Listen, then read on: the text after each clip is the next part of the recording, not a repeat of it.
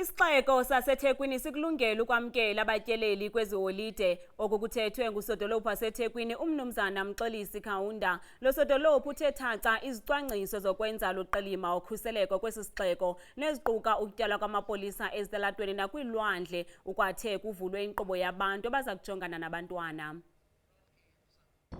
Isikhathi sokuphela konyaka sesifikile. iTheku liyindawo lapho izivakashi zithanda ukuzochithela khona amaholide. Ulwandle liyindawo eheha abavakashi.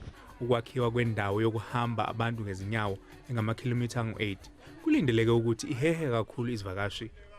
Imeya ithi idolobha limi ngomumo ukwamukela izivakashi, kanti bazisebenza ngokubambisana nezinhlaka ezibhekelele zokuphepha ngalesikhathi. Kodwa futhi sizobe siqinisekisa ukuphepha kwabantu kulezi indawo abazobe begcwele kuzona ngobuningi babo ezenjabulo, ilapho olwandle, iseyindaweni ezifana nama-malls, iseyindaweni zezinto zokuthutha, ama-public transport facilities. Imigwaqo eyangasolwandle izobe ivaliwe. Our visitors will then be ferried to the beach via shuttles, and no taxis and buses will be allowed on the beachfront.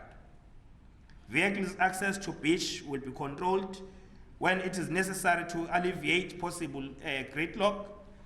Idolobha selijube abantu abangu-28 abazobheka izingane ezilahlekile, kanti zakhamizi sezinxuswe ukuthi ziqaphele ukuthi imizi ihlale iqashiwe ngalesi sikhathi. Londi Khatebe, SABC News, eThekwini.